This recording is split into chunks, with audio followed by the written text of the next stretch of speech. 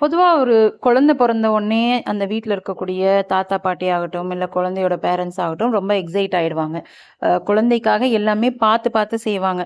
புதுசா குழந்தைக்காக ஒரு துணி வாங்குறதாகட்டும், இல்ல டயப்பர் ஆகட்டும், எல்லாமே வந்து தரமானதா இருக்கணும் அப்படின்னு பார்த்து, பார்த்து அந்த குழந்தைய வச்சுப்போம். ஆனா, பெரும்பாலான பெற்றோர் வந்து என்ன பண்ணிடுறாங்கன்னா, சில முக்கியமான விஷயங்கள செய்ய தவறிடுறாங்க. அது என்னென்ன அப்படிங்கிறத நான் இங்க ஷேர் பண்ணிக்க போறேன். குழந்தை பிறந்த உடனே குழந்தைக்கான ஒரு அடையாள ஆவணத்த உருவாக்குறது பெற்றோருடைய கடமை. நீங்க என்ன பண்ணணும்னா, ஒரு குழந்தை பொறந்துடுச்சு அப்படின்னாக்க, 3 விஷயங்கள நீங்க கண்டிப்பா பண்ணிடணும். 1 வந்து குழந்தைக்கான பிறப்பு சான்றிதழ். 2வது குழந்தை பேர்ல ஆதார் கார்டு. 3வது ரேஷன் கார்டுல குழந்தை பேர சேர்க்கிறது. பிறப்பு சான்றிதழ் ஒருவேளை நீங்க வந்து குழந்தை வந்து கவர்மெண்ட் ஹாஸ்பிட்டல்ல பிறந்திருக்கு அப்படின்னாக்க, உங்களுக்கு கவர்மெண்ட் ஹாஸ்பிட்டல்லயே குழந்தைக்கான பிறப்பு சான்றிதழ குடுத்துடுவாங்க. நீங்க குழந்தையோட பேர செலக்ட் பண்ணிட்டு, அது வந்து தெளிவா குழந்தை பேர வந்து இங்கிலீஷ்லயும், தமிழ்லயும் ஸ்பெல் பண்ணி, தெளிவா ஒரு பேப்பர்ல எழுதி எடுத்துட்டு போயிடுங்க. குழந்தை பிறந்த அந்த மருத்துவமனையில போயிட்டு, நீங்க அத குடுத்தீங்கனாக்க, அந்த ஜிஹெச்ல என்ன பண்ணுவாங்கன்னா, குழந்தை இந்த டேட்ல பிறந்தது, குழந்தையோட அப்பா, அம்மா பேர் இது, அந்த அவங்களுடைய முகவரி இதுன்னு சொல்லிட்டு குழந்தையோட பேரையும் தெளிவா அச்சிட்டு உங்களுக்கான பிறப்பு சான்றிதழ குடுத்துருவாங்க. இந்த மாரி ஜிஹெச்ல நீங்க போய் பிறப்பு சான்றிதழ வாங்கும்போது 2 காப்பியா வாங்கி வச்சுக்கோங்க. ஒரு வேள 1 மிஸ் ஆயிட்டா கூட இன்னொன்னு வந்து உங்களுக்கு யூஸ்ஃபுல்லா இருக்கும்.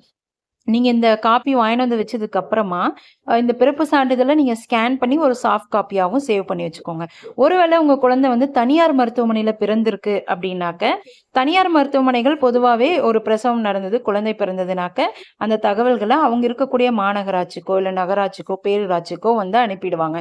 ஸோ நீங்க குழந்தை பிறந்து வீட்டுக்கு வந்ததுக்கு அப்புறமா குழந்தைக்கு பேர செலக்ட் பண்ணிட்டு, ஏற்கனவே சொன்ன மாரி இங்கிலீஷ், தமிழ் 2த்துலயுமே வந்து சரியான ஸ்பெல்லிங்க செலக்ட் பண்ணிட்டு, நீங்க வந்து ஆன்லைன்ல அப்ளை பண்ணணும். ஆன்லைன்ல வந்து கவர்மெண்ட்டோட வெப்சைட்டே இருக்கு. மாநகராட்சிகள், பேரூராட்சி இது எல்லாத்துக்குமே அவங்க வெப்சைட் குடுத்துருக்காங்க. நீங்க அதுல போயிட்டு, குழந்தை பிறந்ததுக்கு ஹாஸ்பிட்டல்ல குடுத்துருக்கக்கூடிய அந்த டாக்குமெண்ட், அப்புறம் வந்து குழந்தையோட பேரு நீங்க என்ன தேர்வு பண்ணியிருக்கீங்களோ, அத இன்புட் குடுக்கணும். அடுத்ததா உங்களுடைய ஒரு அடையாள சான்று ஒண்ணு கேட்பாங்க. இத குடுத்துட்டீங்கனாக்க, உங்களுக்கு வந்து நீங்க ஆன்லைன்ல அப்ளை பண்ணி ஒரு 2, 3 டேஸ்லயே குழந்தைக்கான பிறப்பு சான்றிதழ் வந்து ஜெனரேட் ஆயிடும். நீங்க வந்து அத ஈஸியா ஆன்லைன்லேருந்து டவுன்லோட் பண்ணி வச்சுக்கலாம். நான் முன்னாடியே சொன்ன மாரி இது சாஃப்ட் காப்பியாவும் நீங்க ஒரு இடத்துல சேவ் பண்ணி வச்சுக்கிறது ரொம்ப நல்லது.